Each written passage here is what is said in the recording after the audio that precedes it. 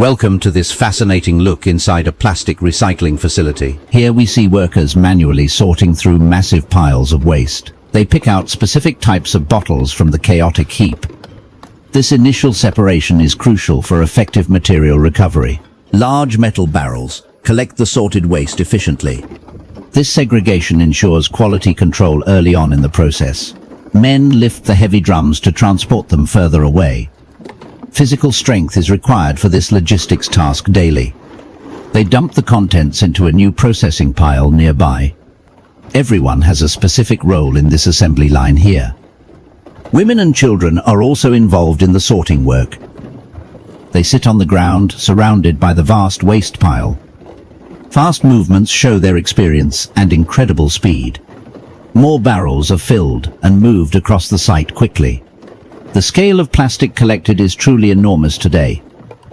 Workers carry the burden on their heads and hands. Empty barrels come back down for refilling again soon. Now we move to the mechanical shredding area of work. A large machine waits to break down the plastic soon. Young men stand ready to feed the hopper constantly. They grab bottles from the nearby mountain of trash. One worker stands on the machine to oversee loading well. Another feeds the plastic directly into the grinder now. There is no safety guard visible on the moving parts. They toss heavy containers into the spinning blades hard. The sound of crushing plastic fills the air loudly. This step reduces volume significantly for transport ease. Plastic bottles disappear rapidly into the dark chute hole. Continuous feeding keeps the engine running smoothly, always. They take turns operating the heavy-duty equipment safely. Blue and green jugs are prioritized for recycling here. Manual labor drives the entire production process today. It takes great coordination to avoid jams in machine. Sometimes they have to force items into the opening. The flywheel spins fast, transferring power to the blades. Dust flies as the hard plastics get pulverized completely. Workers protect themselves as best as they can now. Noisy machinery dominates the soundscape of the yard. They keep grabbing more plastic from the ground quickly.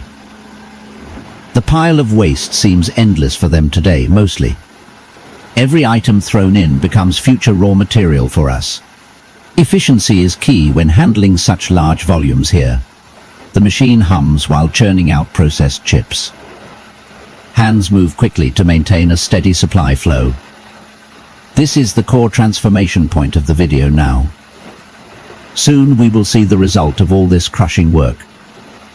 Out comes a shower of multicolored plastic flakes free. These tiny shards replace the original bottle shapes now. A colorful carpet forms rapidly beneath the outlet pipe. The texture looks rough and granular to the touch. Workers prepare sacks to catch this valuable output now. One man scoops the flakes directly from the floor. He uses a shovel to transfer flakes into the bag. The woven bags are strong enough for this weight load. Filling them up requires bending and lifting repeatedly. Dust settles on their clothes as they work closely. They pack tight to maximize the capacity of each sack. It looks like grain being harvested in a field today. But this is synthetic material ready for reuse soon. The collection process is just as vital as sorting. Close-ups show the mixed colors within the chips clearly. Blue dominates, but yellow and green specks appear too. This color mix might affect the final product dye. Bags are sealed once they reach the correct weight. The team works efficiently without wasting any space. Full bags are stacked waiting for the next step now. Back at the machine, feeding continues non-stop here. They clear the floor to keep the workspace safe. New batches of bottles enter the shredding hopper. The rhythm of work never really slows down here. One worker directs the flow from above safely now. Others below rush to gather the remaining scraps. Nothing goes to waste in this circular economy model. Even small pieces are collected by hand carefully. The machine processes tons of plastic per hour time. Human energy powers the logistics of recycling daily. They move debris to make room for more incoming. Coordination prevents the belt or chute from jamming. Sweat drips as they perform this heavy labor outdoors. The brick walls surround this open-air factory setting. Simple structures house complex industrial activities here. They pause briefly to check the output consistency. Adjustments are made by hand to the machine parts.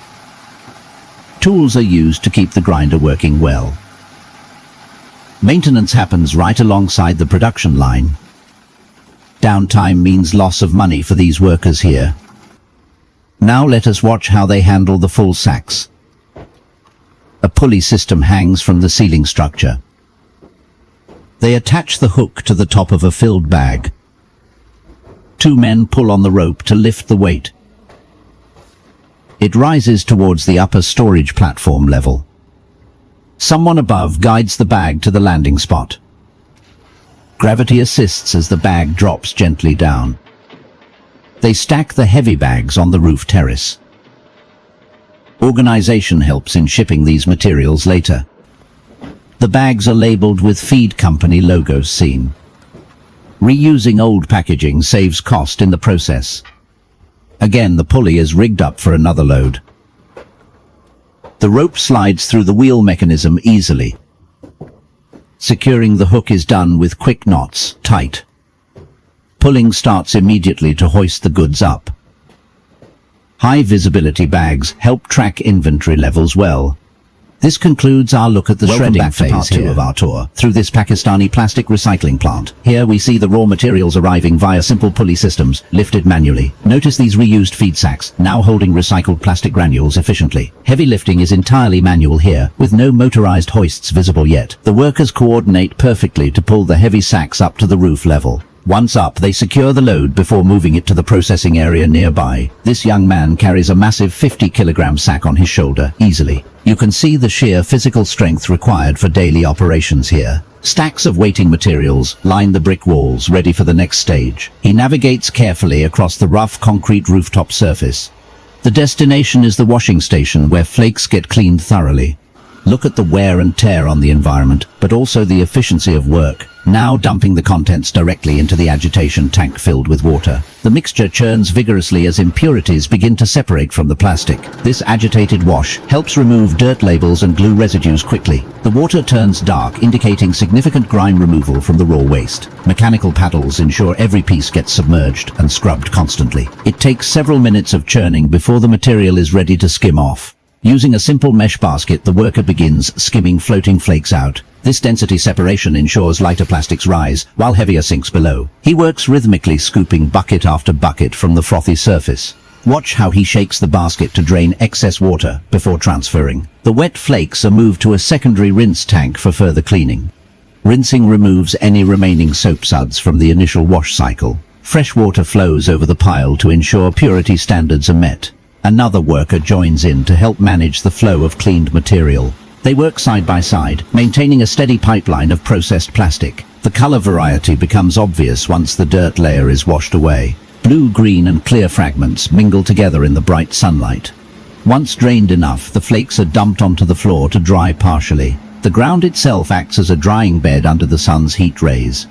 A worker spreads them out manually to speed up moisture evaporation rates. This natural drying method saves electricity costs significantly for small businesses. Close-up shots reveal the sharp edges cut during the shredding phase earlier. These uniform pieces are what buyers look for in high-quality recycled granules. Finally packed into bags, they are ready for the final dyeing or drying machine. Here, a larger cylindrical drum prepares to mix colors or dry the batch completely. He pours multiple bags in at once to fill the chamber capacity effectively. Spreading them evenly prevents clumping during the rotation cycle ahead. Manual distribution ensures no hot spots form inside the metal casing. Adding more batches continues until the machine reaches its weight limit safely. Each addition requires patience to avoid spilling onto the floor unnecessarily. The sheer volume process shows the scale of local recycling demand nearby. He smooths out the top layer before closing the heavy iron lid down tight. Sealing is crucial to keep heat contained during the thermal treatment process. Using a lever mechanism, he locks the hatch securely against pressure buildup. Double-checking the lock ensures safety, while the internal blades spin rapidly. Now the drum begins to rotate slowly, tumbling the colored flakes inside. Friction and heat will now blend or dry the plastic uniformly throughout. The noise level increases as the motor engages the drive belt system fully. Workers step back slightly to monitor vibrations and listen for unusual sounds. Maintenance seems basic, but functionality remains high due to careful operation. After some time passes, the cycle ends and the lid is unlatched again.